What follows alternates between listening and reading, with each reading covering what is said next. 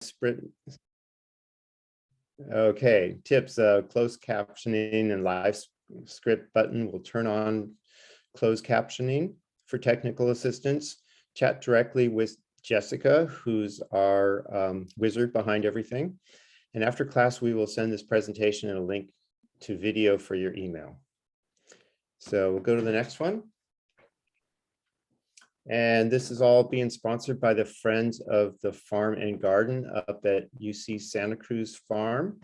We're a nonprofit institution that basically is the bridge between the UCSC farm and the research and matters that go on there, and then the rest of the public. So we're a really good resource trying to share as much information from the farm as we can and really bring out things for people to learn and bring to their own gardens and farms.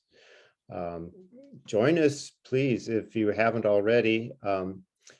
You'll get updated emails about our workshops. We put out a newsletter. We do 10% off of seeds, plants, and tools at San Lorenzo Garden and Sierra Azul, and then 10% off of plants at the Garden Company.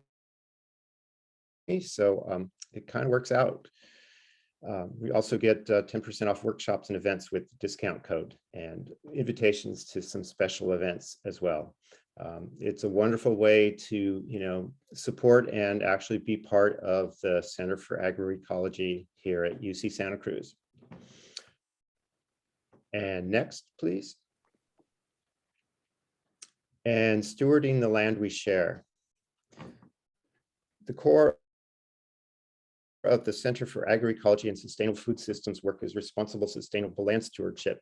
Today, we honor and learn from the original land stewards of these lands, the Awaswas-speaking UP tribe.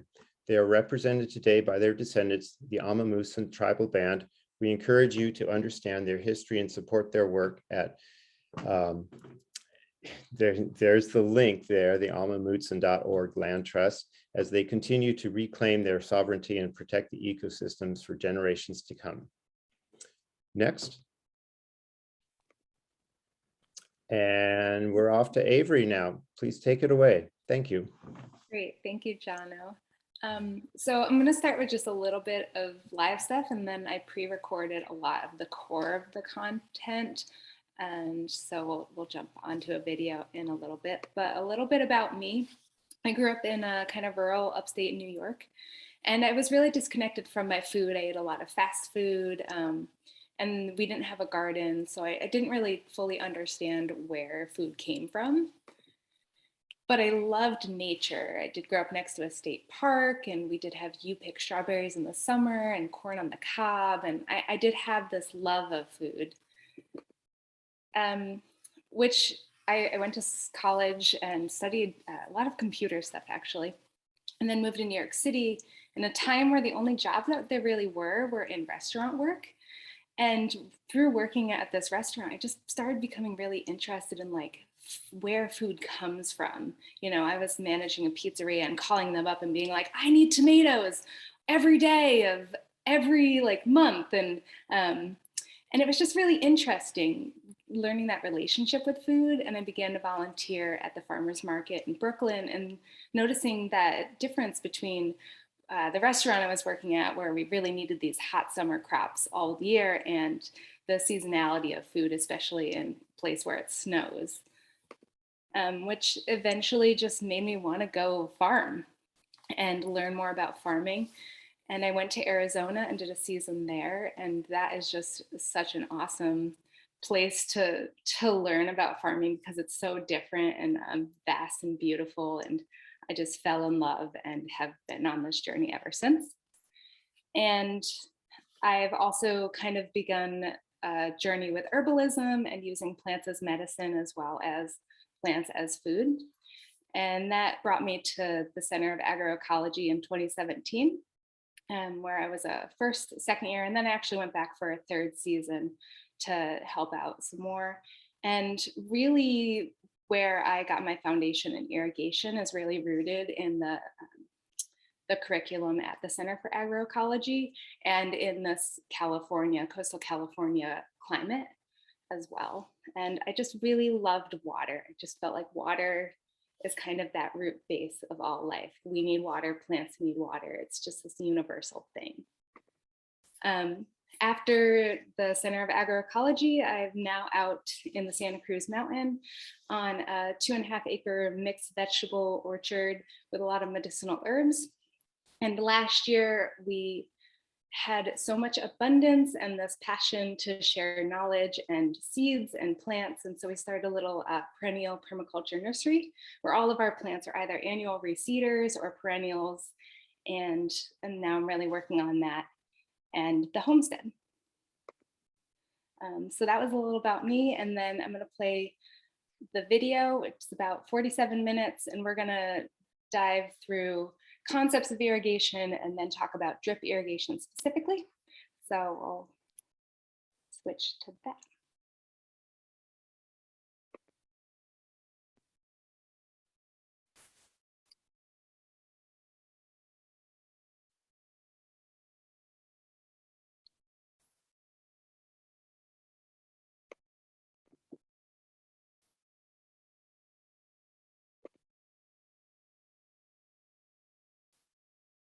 Part of what we're going to talk about today, we're going to talk a little bit about what is irrigation, how to irrigate with a conscious water-wise mindset, which includes evaluating soil moisture by feel, very tactile.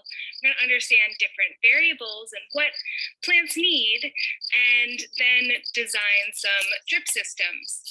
And these are very simple drip systems. There are so many forms of irrigation, but we're going to just talk about drip in this session.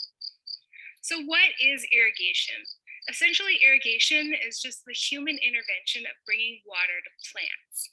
This has been happening for a really long time, and it happens in many forms throughout the world.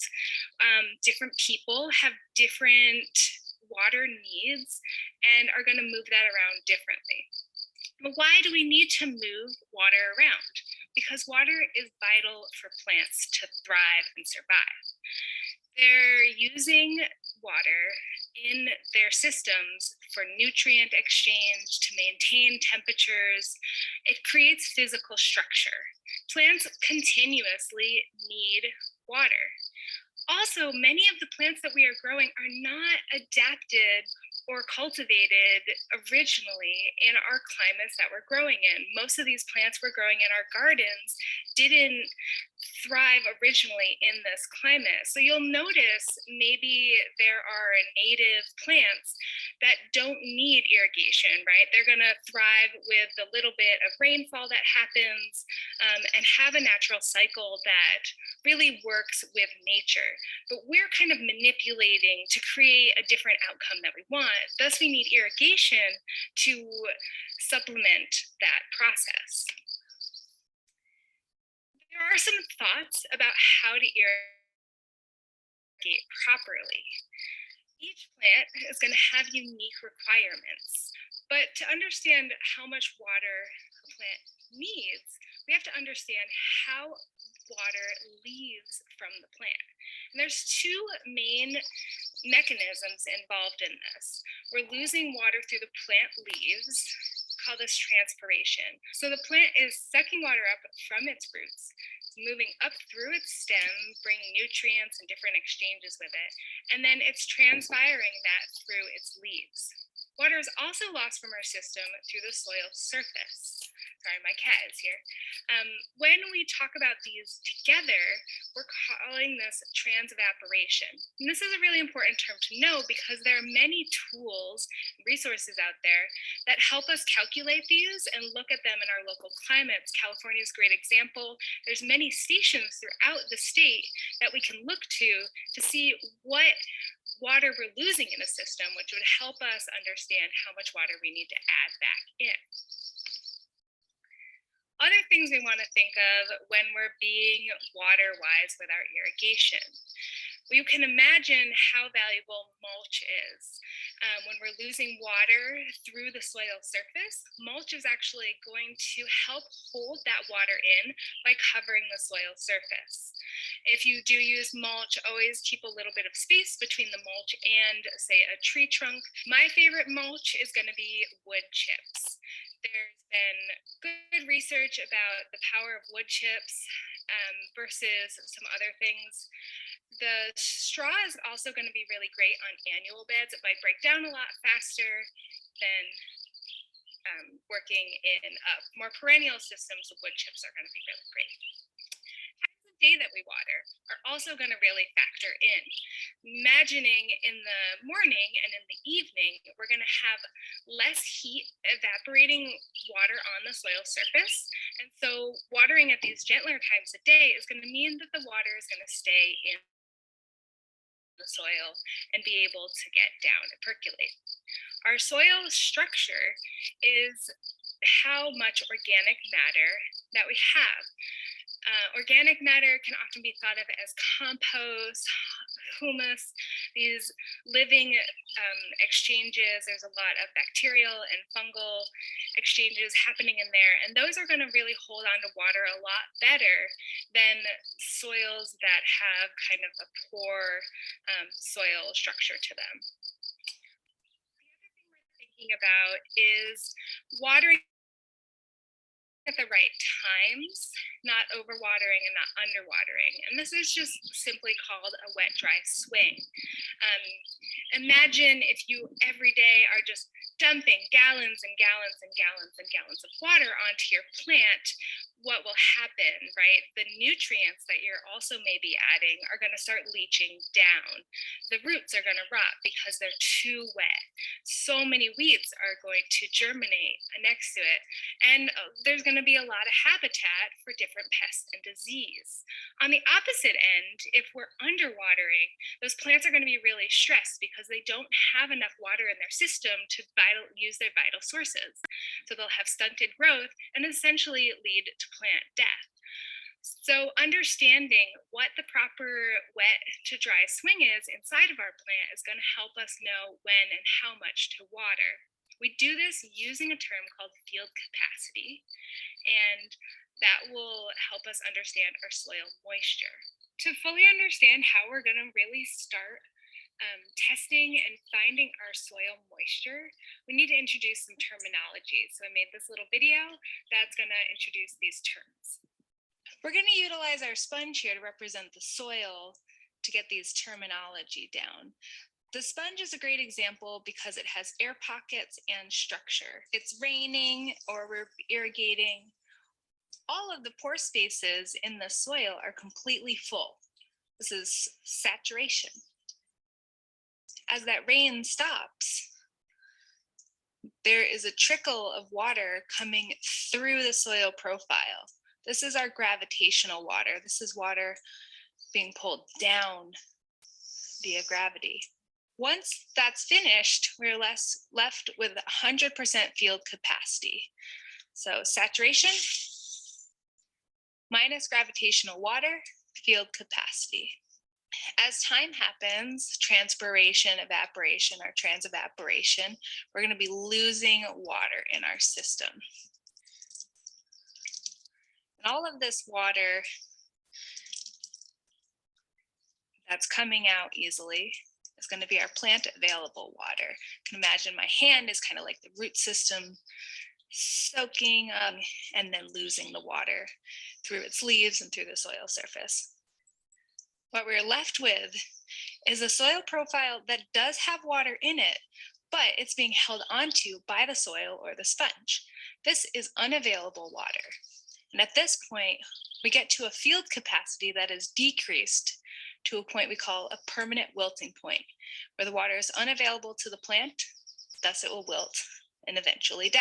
At our soil saturation, we have that 100% full soil pores. Gravitational water, that's what's percolating out Our field capacity, 100%, is that moment right when the gravitational water is going to finish.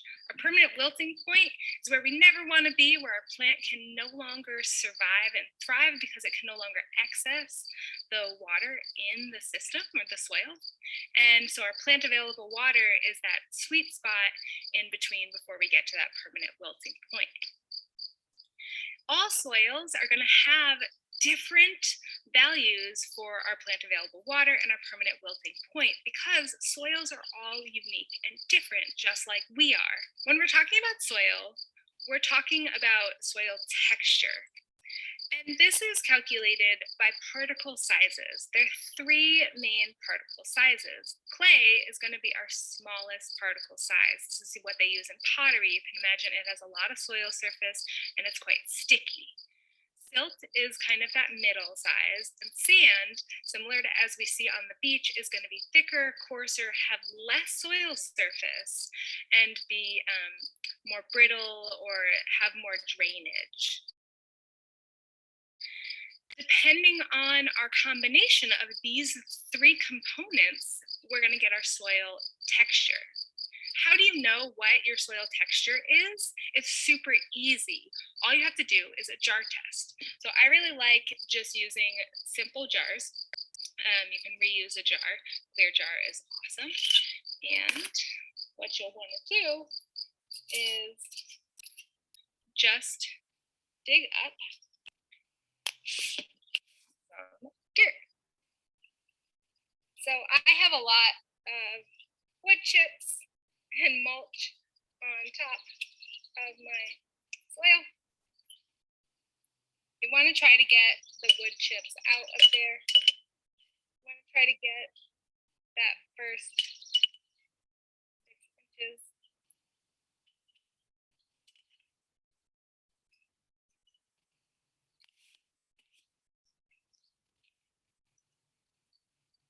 So dig up some of your soil.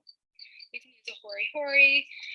Want to get below any wood chips that you do have down on your system, and try to get some from the top 6 inches because you want to understand what the roots of your plants are feeding towards. Fill up your jar, and then you're also going to add some water to that and shake it really vigorously for many minutes. The idea is what you're doing is when you do this shaking, this agitating, the heavier particles, which are going to be the biggest particles of sand, are going to fall to the bottom. The silt, kind of in the middle, is going to stay in the middle, and the clay, which are the lightest, are going to fall to the top. So after you shake that for many minutes and let it sit for a few days, you're going to have this separation. And you can see in the little graph that there are some different ways that this could look inside of your jar. Why we want to know this is because water is going to move differently in all of these different systems. In a clay system, the water is going to move much slower because we have that surface area around the clay particle being greater. It's going to hold on to it more. It's also going to spread it more in this outward direction because it's exchanging it with its neighbors. The loam is kind of this, what we call a soil that has all three components in a nice variables, and I'll show you a graph about that. And that's going to hold things, but also maybe go down a little more.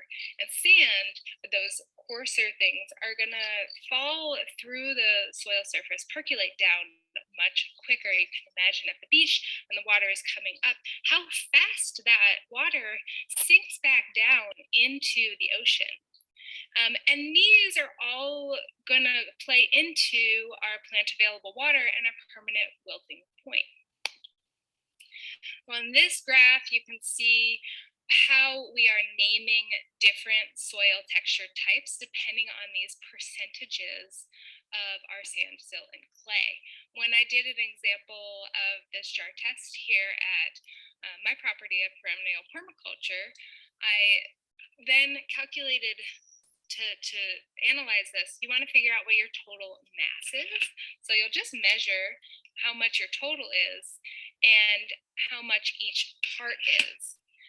And With that, you'll be able to figure out your percentage. So if 2.5 inches out of 3.3 inches of my jar were full of sand, I had 75%, and so on. To read this, I always start with what my biggest percentage is. So I'm going to start with my percent sand down here at 75%. And then my second biggest, which is my silt, at 18%. So here's the silt line, and they can be kind of tricky, but we're going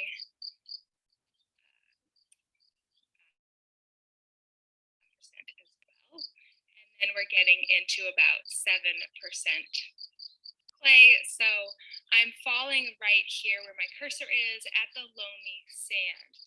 And what does that tell me about my soil? That tells me that I'm going to have a lot of drainage versus somebody who has a clay soil or a loamy soil. And that's a good thing to know because I'm going to calculate that into my watering schedules and how I'm checking my soil moisture and figuring out all of those things. Here's a graph to kind of give you an idea of how that permanent wilting point and the available water shifts because of how our gravitational water is moving down through the system. So sandy soils, like I said, are going to have faster percolations and smaller windows of plant available water.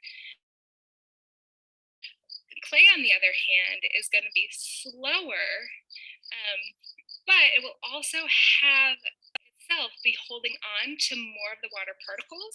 So our available water is actually going to be at a higher field capacity because the clay is holding on to that water versus sand is going to be at a lower capacity because it's not being held on to the soil particle as greatly.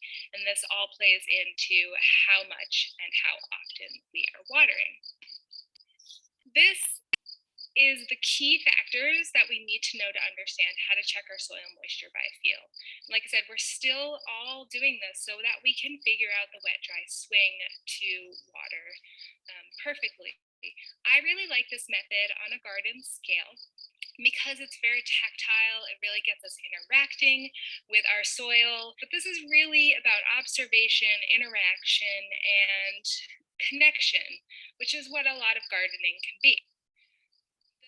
This method of soil moisture by feel works really well on smaller scale gardens with mixed crop systems, and it gives us time to address different life stages of the plants, the different environmental factors, and even our own visual assessments of the plant.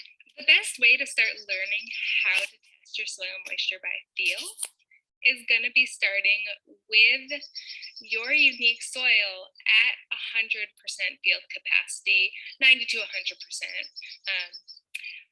which means you're going to be watering it thoroughly so that you get full saturation, and then you have to give it a little bit of time for that gravitational water.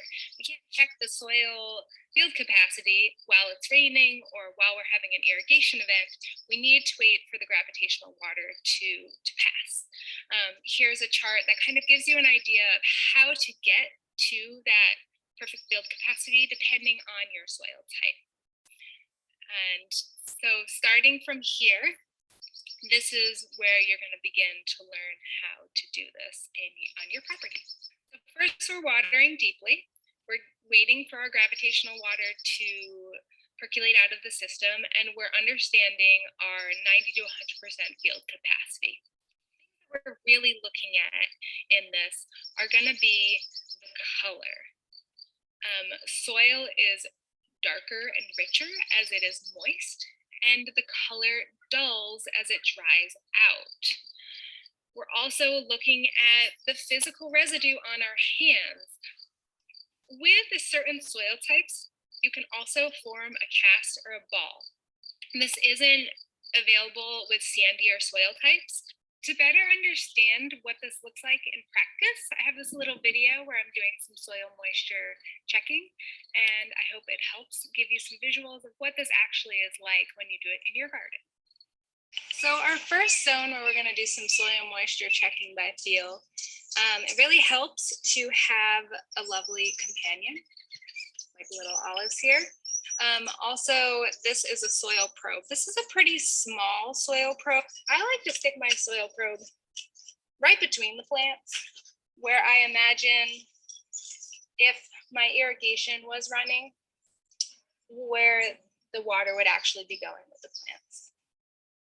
I can just pop that up. It's this consistent color all the way through. And that's going to tell me that I have moisture going all the way through. You'll see over the next couple of days as we do this, the color is going to lighten as the top dries down. So we can grab this. Again, seeing that dark, rich color, feeling this moisture sticking in my hands. Because this is kind of a sandy soil, it doesn't work so well to do the clump test, but it is holding fairly well for such a sandy soil. This is a different zone of my garden space. This was unimproved soil. This is our native soil here. And it's got a lot more sand in it. So I thought it would be fun to see what the sand looks like right after it rains. I'm gonna use my hori this time just to give you another feel. So I really do want to try to get down there a good 6 inches, but I'm going to pull this up, and similarly, we've got that nice dark color. That's our first thing we're looking for. Checking our ball, our casting ball, and it's actually holding together super well.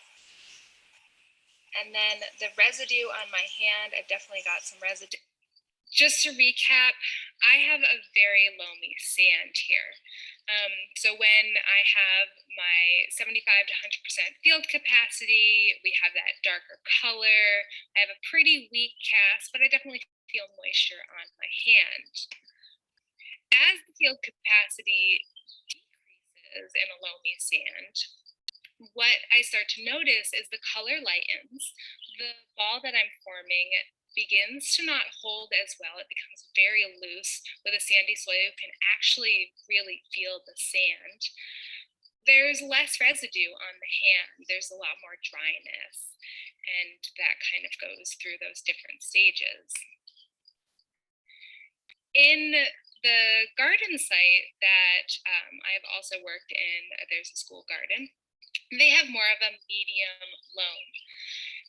So the interaction between when I'm doing these tests is going to be a little different. We have a little more clay available, which means when I'm balling it, I'm getting a firmer ball.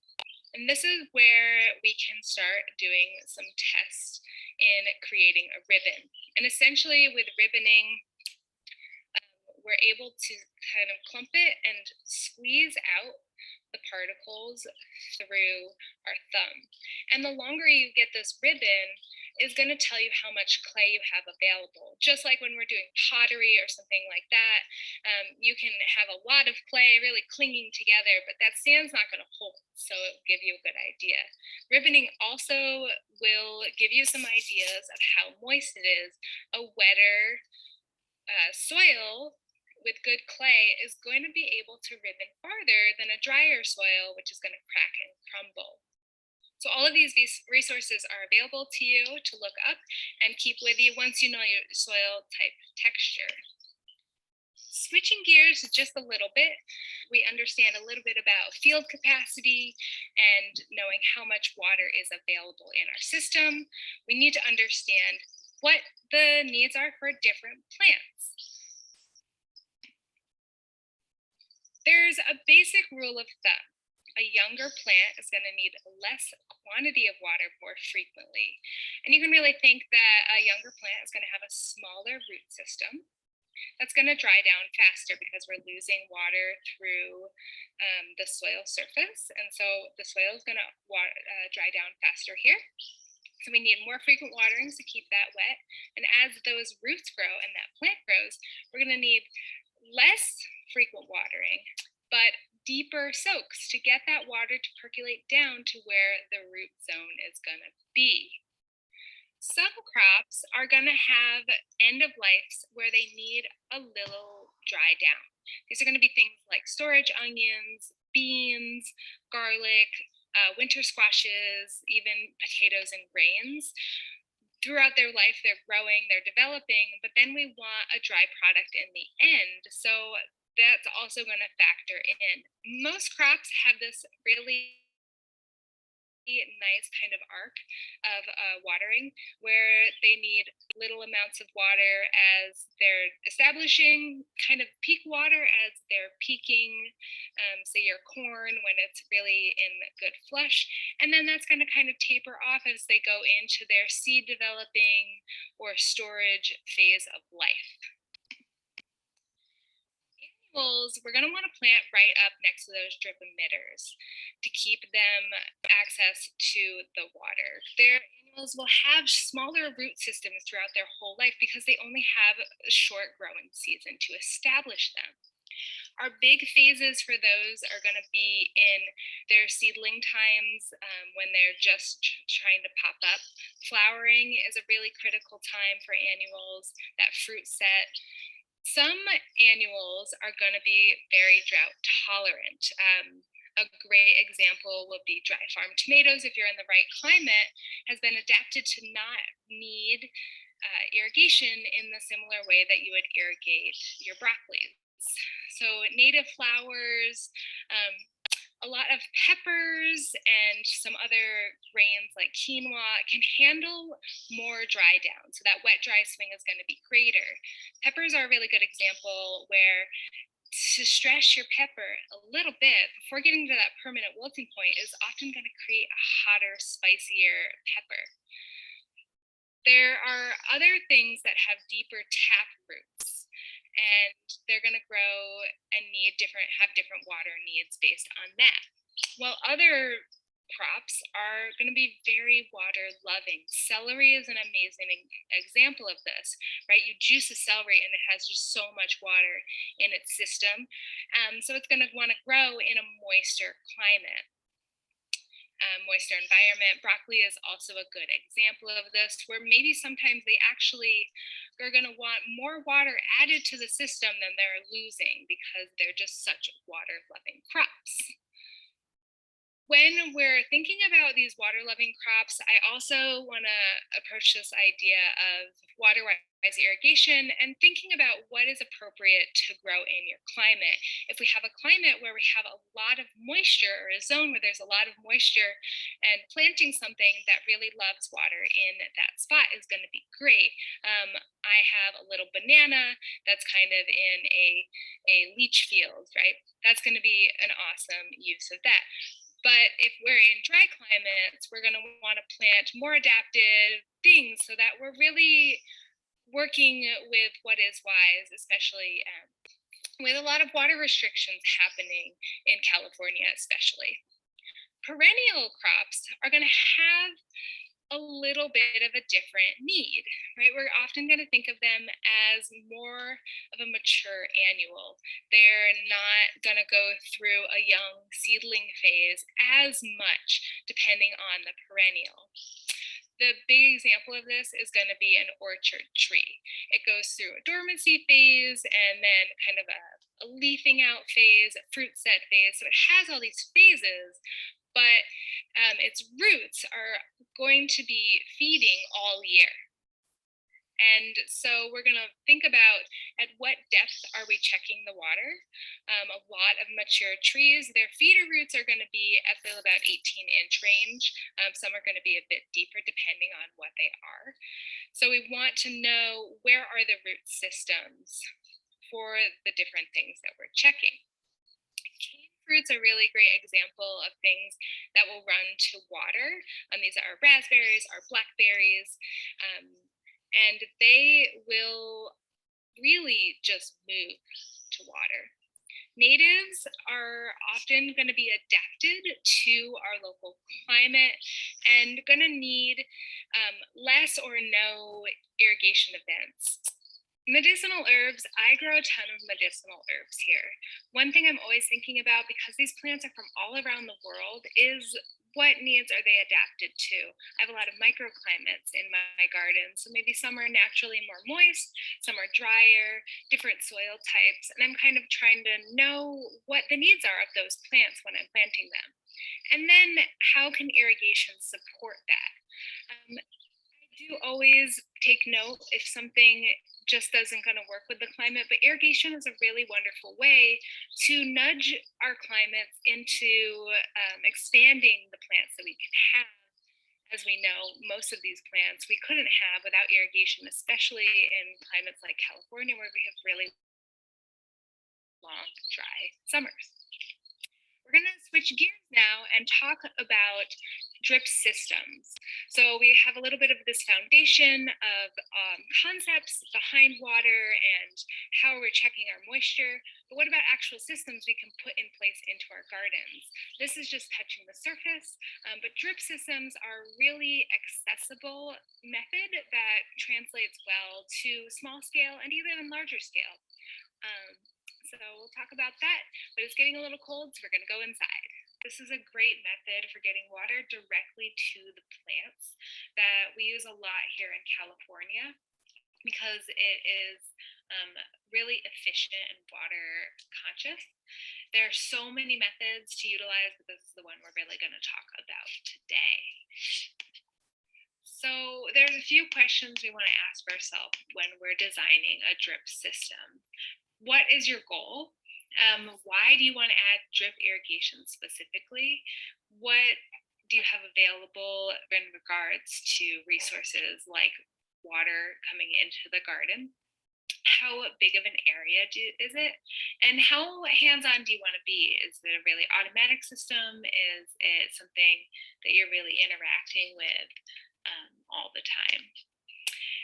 To explore these questions, we're going to go through a case study of an elementary school garden that I helped transition to drip irrigation. And the irrigation goals there were their 14 4x10 garden boxes, a mix of annual and perennial veggies, and each bed had a hose bib on it. So each of the 14 boxes had its own water source right at it. And why did we want to put irrigation on here is the new garden teacher had noticed that previously it was all being hand watered and really inconsistent by kids or volunteers. Also, often some of the hose bibs would accidentally be left on, so there was a lot of waste in the system. And in the summer, when school wasn't in session, it was a lot of demand to have constant input, volunteers, or the garden teacher being there. So just wanting to create a little bit of automation to not have to think about that system running so much. The first thing we always want to think about is how is the water getting into the garden? What do we currently have available? Such as hose bibs, most of us on a home scale are probably working from a hose bib, but maybe you have a connection to underground plumbing, maybe there's a well tank, gray water or a rainwater system, but just knowing how's it getting in there to the garden. In the school garden, there was, like I said, a hose bib on each bed about a foot above the ground. And then we also want to know, what is the quality of my water? So is it highly mineral? Is it have an okay pH? Is there a lot of sedimentation in there? School garden had city water, so we know that it's a neutral pH. There's very little sedimentation. An opposite would be, I've been to farms that are feeding directly off of springs, and so that's going to have springs and streams. It's going to have a lot of sedimentation that needs to be filtered out. We always want to start with the header. So the header is the thing that is attaching usually to the hose bib, and we want to have an on-off at the header. The hose bib has built-in on-off valves, or maybe there is a timer that is going to also be turning that on and off.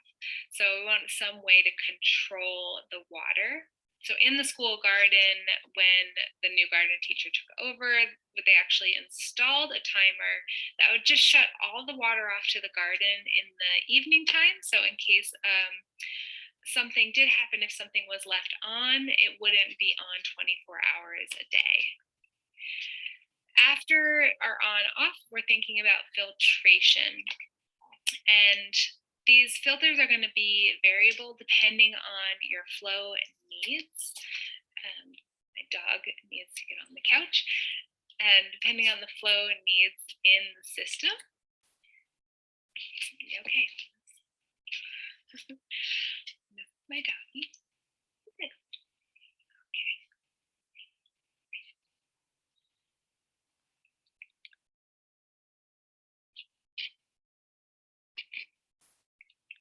So after our on off, we are going to need filtration. The filtration really is going to be variable depending on your system, what you're running off of, how much water is running through the system. Screen filters and disc filters are two really common types of filters that we'll find. And I personally believe that every system should have some filtration, but I have talked to others that believe that if you're running on city water, it's not necessary. But I just love having that little bit of backup, that little bit of knowing that less is going to be potentially getting into my lines to clog them. I'll show you an example of this is a screen filter. So it actually has this mesh screen. You can get them in different sizes, and they need to be cleaned, but they're very easy to clean. You just screw them off, clean them with a toothbrush. I'm running off of a spring box and a well tank, so I actually have to go through and clean these pretty regularly. On a more high capacity, you can see they get bigger. Here's a screen filter and a disc filter, which works a little differently in that instead of going through a screen, it's going through those slats, and it can have a finer mesh. So they're really all about the different levels of that. The next thing we want to think about is having a pressure regulator. And pretty much what this does is our tubing is going to have a certain amount of pressure that it can handle, and that is pretty much always different than the amount of pressure that comes out of a hose bib. Most houses are at about 60 psi. Drip irrigation is going to be anywhere between 10 and 30. So we want to regulate that to prevent our emitters from blowing out and staying really good. So this is kind of an image of how this pressure regulator works. The water kind of fills the line, and then when it backflows, it starts regulating how much. And there's an example header there as well. This is kind of just a base, simple header system that I often use at houses when I'm installing stuff, or even this one's at my property. So I've got my on-off valve, my filter, this timer in the middle there, and then my pressure regulator. I like putting my filter before things because, like I said, I'm running off of a well system, and that way I just know everything is going through a lot cleaner. The next thing we're going to talk about is different tubing parts. So I'll move myself over. When we talk about parts, they're predominantly in this area in inches. And on our scale, we're working with poly tubing, so that's the material, and most of them are going to be in this 1 inch, 3/4 inch, 1/2 inch, and 1/4 inch zone. I have a 2.5 acre mixed vegetable orchard and don't use anything larger than this in the actual garden. So this is a really good garden levels. The other reason is that I traditionally always use poly tubing because I'm a big proponent in having perennial irrigation, and not systems where we need to be throwing them away constantly. So I like having these thicker, hardier things. They're going to be a higher investment initially, but in the long run, we should be getting a lot more time out of them. We should have less plastic that's going through the landfill. So mainline tubing is going to be this tubing that has no holes in it, so water is not going to go out. My dog is really going crazy over here.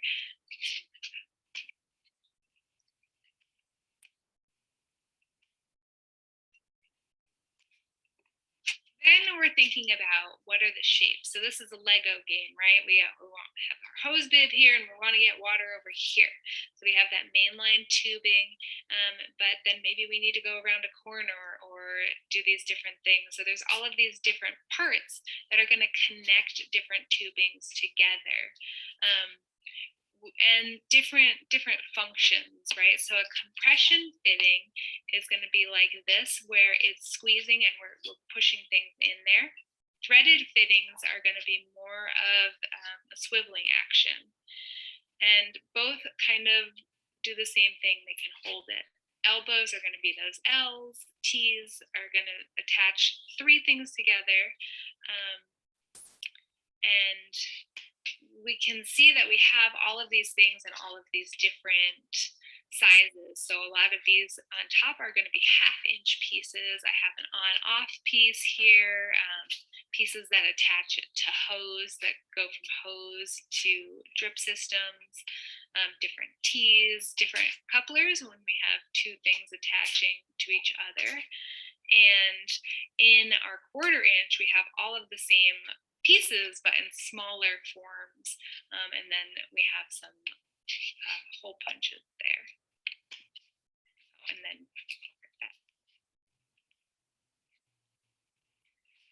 then there, depending on your sizing, we're going to have sizes that kind of step down. So here's an example of I have mainline tubing that's 3/4-inch, and that goes into 1/2-inch sections. Once we branch off of that. So I've got 3/4-inch going into 1/2-inch, and then I have an on-off for each zone. I really like having many on-offs in my system because I don't know if I'm going to need that currently. Maybe I have a garden box that is just laying fallow, or it's going to seed and I want that to dry down, so I don't need to do that as much. With parts, the next thing we're talking about, once we get into the actual drip tubing, so we've come from our main line, whatever directions we need, and then we'll usually couple that or tee that into our drip tubing, which is in the same sizes. We want to talk about how far apart our emitters are going to be. So in the smaller the diameter of the tubing, the closer the actual emitters are. So in 1/2-inch to the smallest spacing you're going to find is 12 inches. This can be sometimes a challenge on systems where you're trying to grow, say, like alliums, and you want to put them closer together because we really do want to water right next to that drip emitter. So stepping down to smaller tubing has its pros and cons, but will give you closer spacing.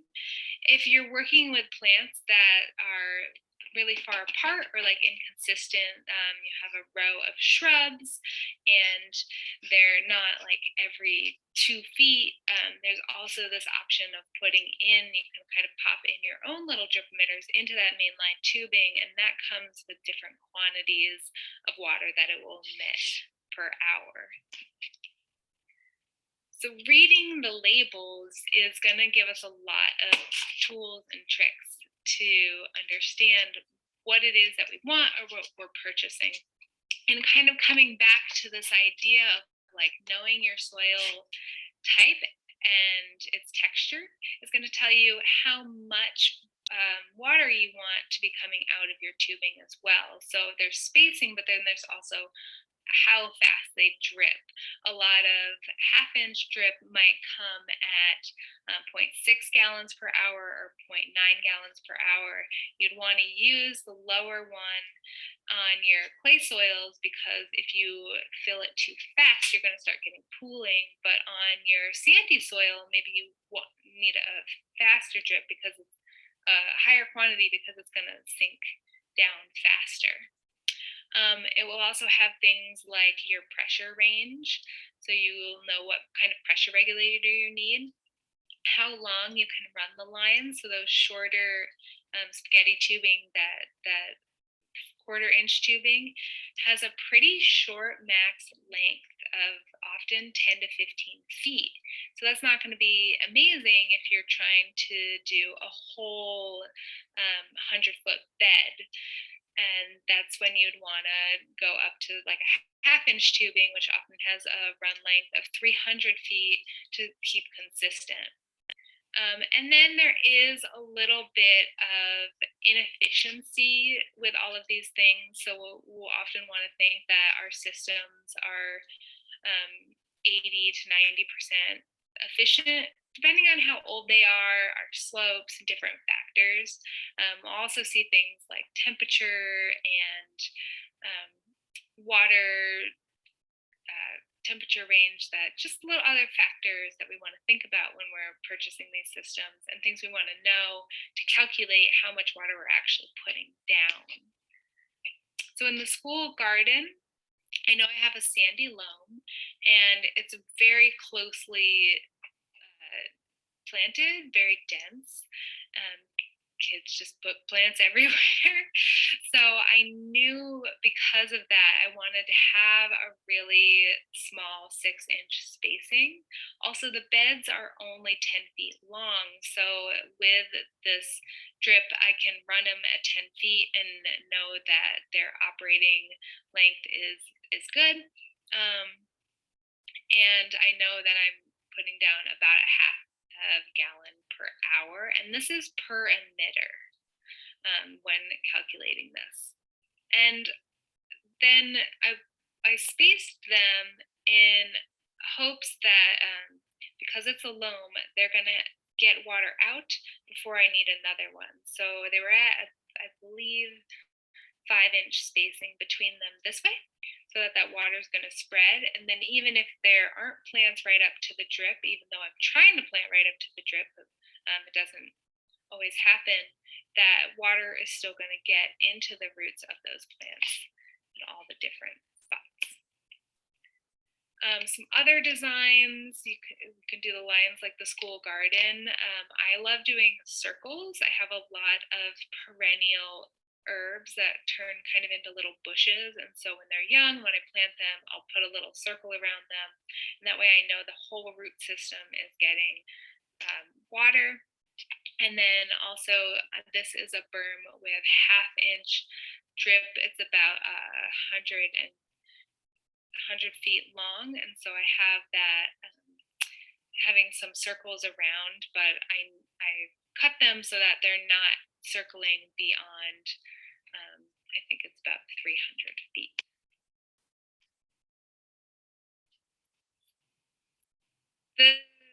All of this comes to like, how do we create a watering schedule? And all of these factors come in. But the basic rule of thumb with the watering schedule is coming back to, we want to water the depth of the plants that we have. And we do really want to keep watching it, right? Our observations are going to be really valuable to make those assessments of like, when are plants stepping from younger to growing older, when are they kind of transitioning, and get to know your soil by feeling the moisture before and after you do an irrigation event. Understand what saturation feels like, what field capacity feels like in your soil.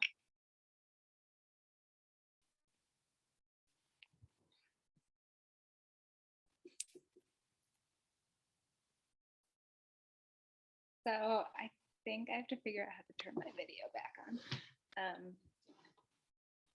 The sun has moved, so now. Let me move over.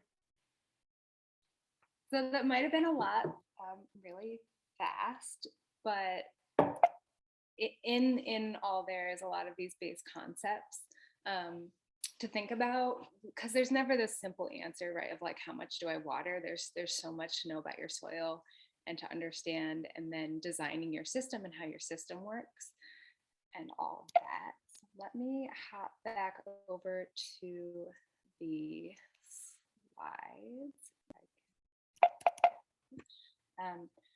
Also, I have a lot of animals, so thank you all for dealing with them on there.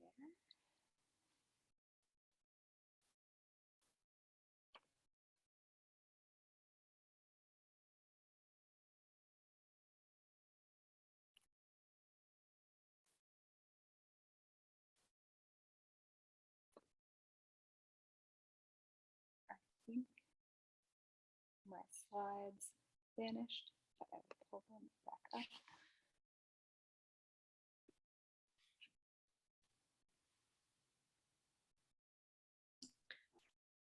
So as Avery's pulling the slide deck up, if you have questions, now's a great time to take advantage of the question and answer function so we can start having those come in.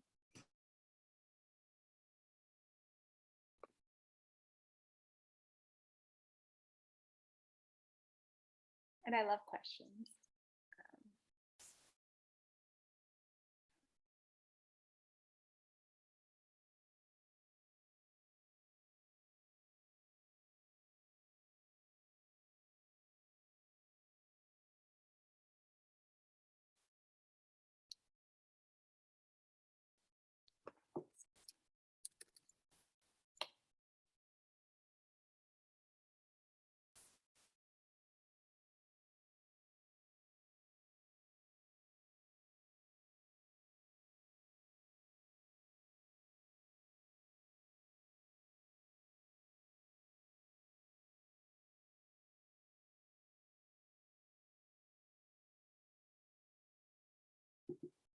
Here.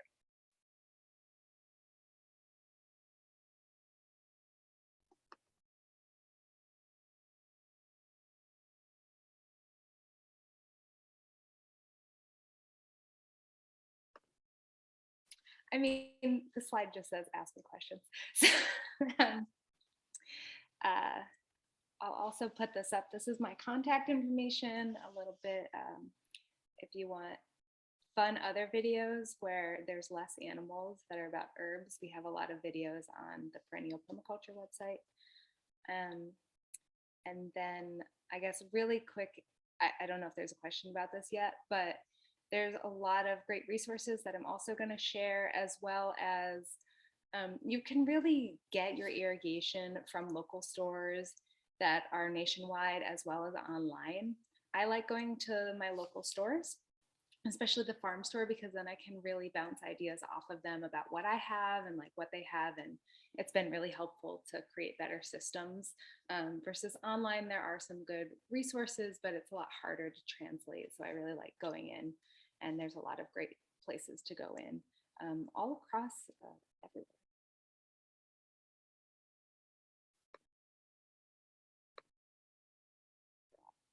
Yeah, do you want to do questions, and I'll move out of the section?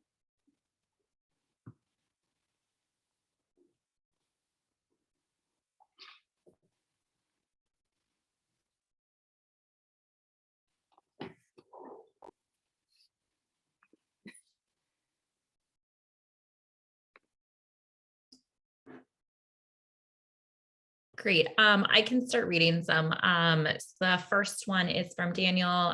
They say amazing talk. And when, if ever, do you use PVC? Yeah, so PVC I only use for the underground part of the system.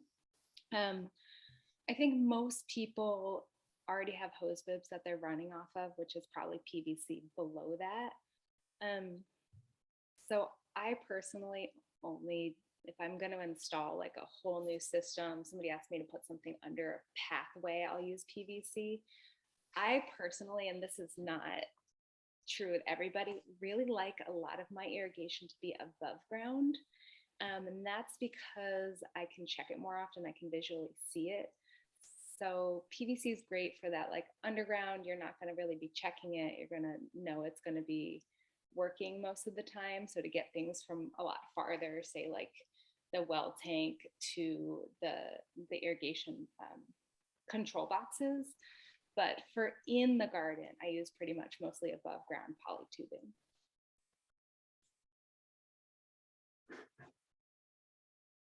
Did that answer the question? I think so. Yeah, that's great. So I've got another one from Eddie. What time do you recommend setting the system to water? This is a good question because it depends on the time of year.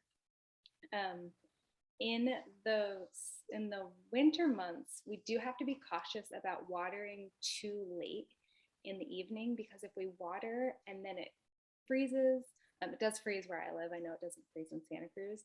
That will hurt the plant. So I tend to like in the winter actually watering kind of in that late morning when it's warmed up, but things are going to dry down just a little bit. And then in the summertime, evenings, night times, early mornings are best. So kind of when the sun is least intense, because we're not worried about things getting super cold at those times. So the plants have time to really absorb that. And here's one from Michelle. If you have a mixture of young and mature plants, would you set up different irrigations for systems for them? Yeah, I do try to separate out my plants by age, and I know it's not always possible, especially working on a small scale. But I have like a bunch of garden boxes, and I'll often kind of plant all of them at once, or maybe if I add like one thing younger, I at least put those in a line, and I'll just kind of hand water supplementally. If you they are on the same system, like in one garden box, and you can't turn off like one little part of it, I would always favor the younger ones because they are more sensitive, and often the bigger ones can handle a little more water, not like tons of it, but the younger ones are going to dry down faster. So I would favor those, but I do try to separate them out as much as possible.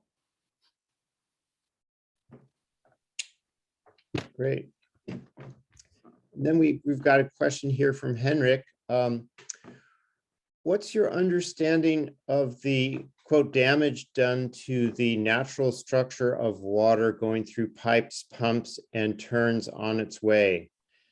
How do you allow the water return to its natural state for better absorption in the plants? That's a really great question. I have no understanding of that. I've never heard of that. That's something I would look into. Yeah. And then from Daniel, can you comment about water pressure regulators? What is the city county water pressure, and do you need to monitor it? Yeah, so most city water pressure coming into a house, I'm 95% sure is 60 psi. And irrigation, the half inch is always going to be pretty much 30, and the quarter inch is anywhere between 10 and 15 psi. So the pressure regulator is going to slow that pressure down so it doesn't shoot out or blow out the emitters. And yeah, I find it very useful. The school garden example, we put these pressure regulators on every little hose bib, and I'm pretty sure they didn't work. And the irrigation did, it just was like sputtering very intensely. So I actually invest into pretty nice pressure regulators. I find them very useful. And yeah. The pressure regulators are really reliable if they're good quality. I have seen them stop working, and you can usually tell because your irrigation won't look like it's dripping. It will just kind of look like it's spraying, and drip irrigation should never look like it's spraying. Mhm. And then, okay, yeah. Yolanda asked, I keep hearing conflicting advice as to the order of the components. Timer first because the filter can't handle the constant pressure, whether or not to use a black backflow device, a Y directly to the bib first, then the components. My head spins when I think about this. Thank you. That is a good point, actually. So all of my systems actually have two on-off valves. There's an on-off valve and then the filter. So none of them actually are dealing with constant pressure. So that might be a good call. If you're on a hose bib, that is your on-off. So it's the filter is not going to have constant pressure, right? It's only going to have that when you turn it on. But I've never had an issue with my filters. So I do use the filters first, but I have really, really sedimenty water specifically at my house. And I'm kind of like, a filter for me is cheaper to replace if it does go out than a timer. But if you're on city water, I do think most people put the timer and then the filter. I don't know a lot about backflow devices. I've never had to install one, and most houses come with them automatically. And really talking to the people at Ewing is a really great spot in Santa Cruz, and I think they have spots all around. They are like awesome for kind of that like house sort of stuff. Yeah, they're a great resource for sure. Yeah. Unless Jono, do you know about the constant pressure on the filter timer? I know. You know, I just seen a lot of filters put in after the valve. So, you know, it's only filtering when it's flowing. Yeah. I think that is mostly how I've seen it. I think Yeah. my house is so sedimenty. I do think baby brown. I don't know. Yeah, well, it's nice to be able to have the filter after the valve because then you can actually take it off and clean it. You don't have to turn the water off at some other remote point. Yeah, that's a great point. So then we've got another short question from Susie. Can individual emitters be closed along the tube where maybe no plants are planted? That's a good question. I think it depends on what kind of tubing you have set up. If you're doing, if you put it on off, say like you had a bunch of lines and you had on offs on each one, you could definitely turn off that section. So it's possible to create sections where you turn them on and off, but you do have to put that little piece into your system. Or if you're working on, say, like you have plants that are really far apart and if something dies, you could pop out those little emitters that you plug in. So I have a bunch of azaleas that were in a line and a couple of them died because they got too much sun. So I just popped that off and stuck a goof plug in there. But if it's like a veggie garden kind of situation and something isn't doing well and it's in the middle of other things, I would still keep that water on the whole system, just so that everything else is getting that in the system too. Yeah, I know that for the flexible tubing, that if you have an emitter and there's no plant there, you can just take the emitter out and put a little goof plug in there, which is basically just a cap over the hole. And, you know, sometimes you just have to do that and it works great. Really, really easy solution. I love goof plugs. Yeah, I know. And it's a great name too. Yeah. And a question here from Daniel. He says, thanks so much. And then he's wondering how much length a single water circuit can cover with adequate pressure. For example, can I run 200 feet of drip on standard county pressure, or do I have to split it into 2 circuits?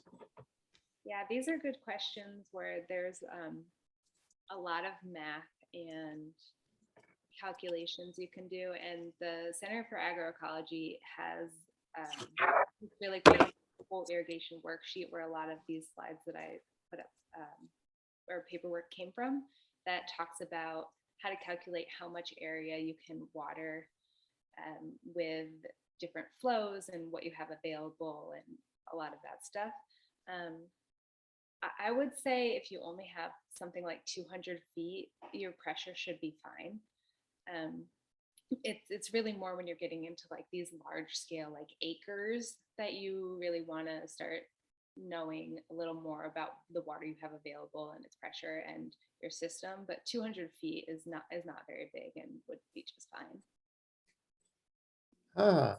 I'll have to find that resource and post it here.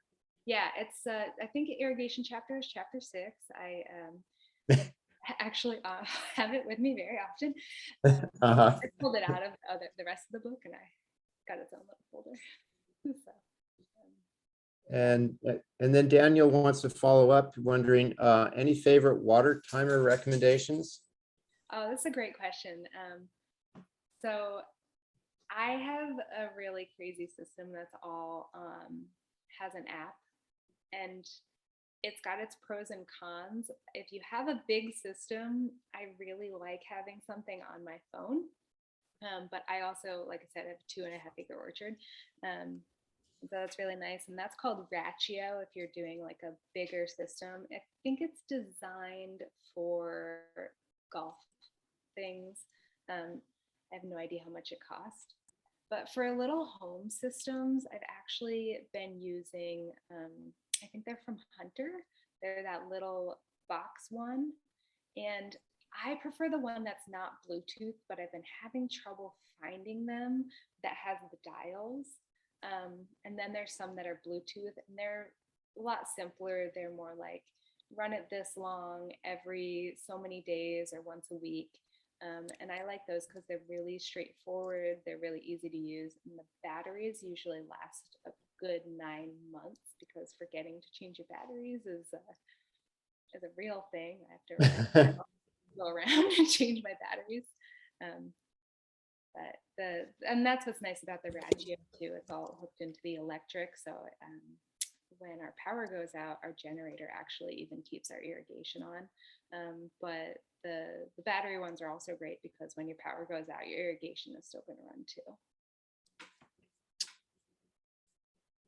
So Great. Hunter's a good brand. Okay, yeah, I found that link, so I'm going to post that in Daniel's question for the handbook and the irrigation chapter. Just read it, do all the worksheets before bed.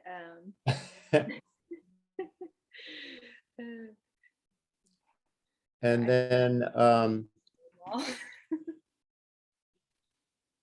then Daniel's third question, thoughts on punching holes versus buying special emitters. And then he's interested in gray water compatible drip. Yeah.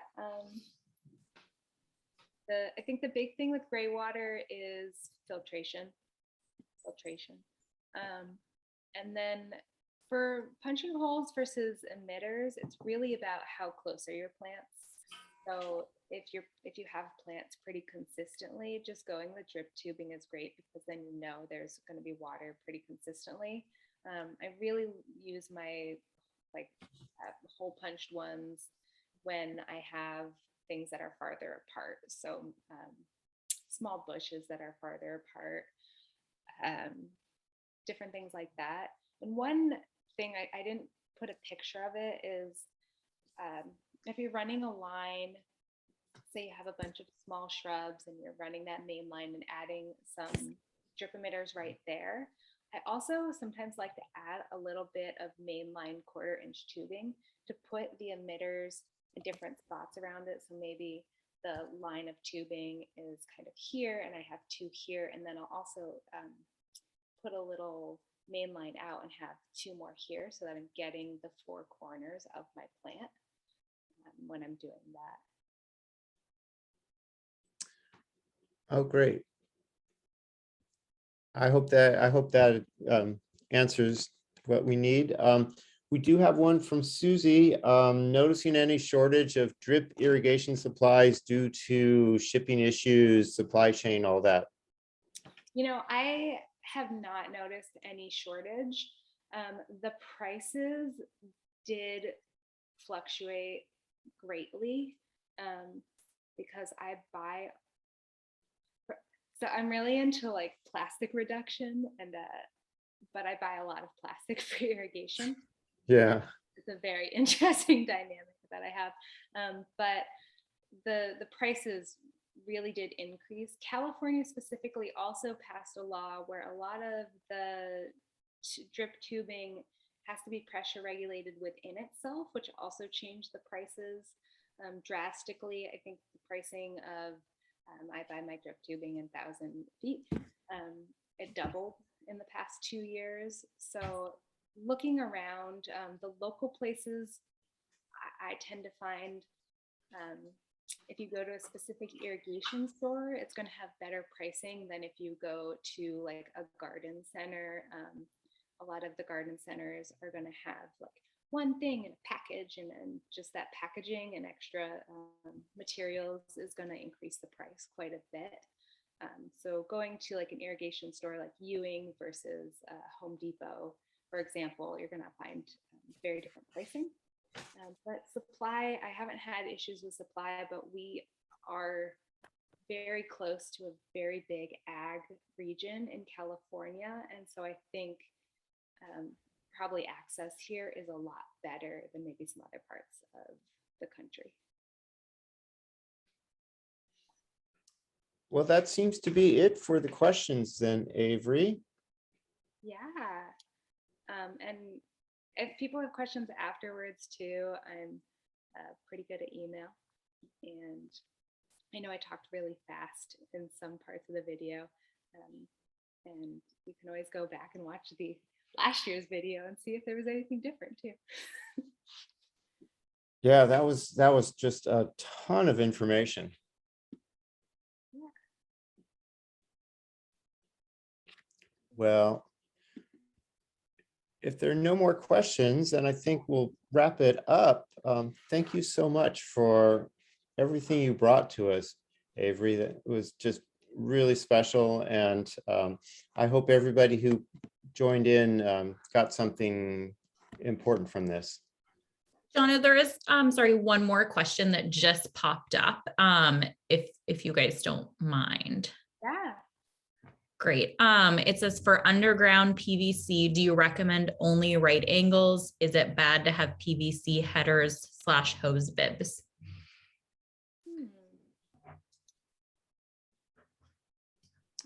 I don't have recommendations for angles. It's a good question. And I think it coming up and being PVC and then having the hose bib would be totally fine. That it should function exactly the same as metal or any of those other. The big thing is with a hose bib specifically, you want to make sure, so hose bibs have hose threading, and then irrigation has a different threading. I always forget what it's called, John. Do you know the threading is like a different? Oh yeah, it is a different thread, yes. Yeah, so you have to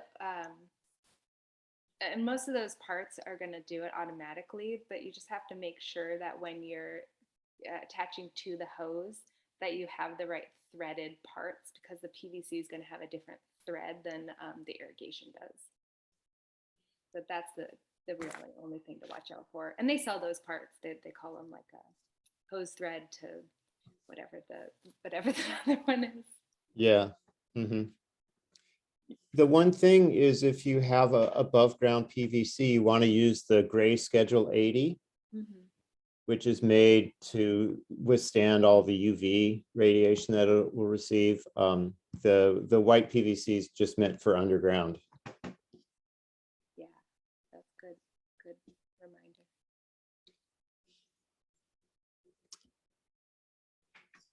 Okay, well, it looks like our questions are now empty again. So Did you need to do this slide? yeah, I was just looking up things on the website, but thank you all for attending. And we do have some more things coming up here. There's, as you can see on the slide, we're doing Sketching in the Garden, which is a live event. It's going to be up at the UCSC farm with Tina Summers, who's a wonderful artist, friend of mine, and highly recommend this class if you have any kind of interest in sitting outside and sketching the landscape there. Also on July 19th, we've got our good friend James Nakahara going to do a panel discussion on Japanese farmers and farming before World War II. Really fascinating and very timely talk. I think this is some important information, and James has a really stellar lineup of people that he's going to have it for this. So hopefully you can all attend that. Then in August, we're doing a combined farm and arboretum tour, really special event where you get to go to both sides of the fence and just get a wonderful walkthrough of all the great plants in the land up there. And then we're also doing free guided tours of the farm every month. And I think the next one's going to be, it's going to be June 5th, Saturday, June 5th at 2 p.m. So sign up online there. It's at agroecology.ucsc.edu. You'll be able to find. Oh, there it is. Also, I think that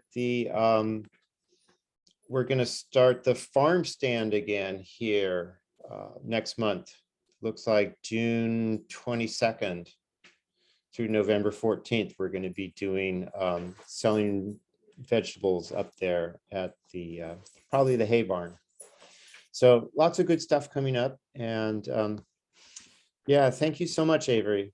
That was really incredible. I'm glad you did this again for us. Yeah, and we'll send out all the resources. All right.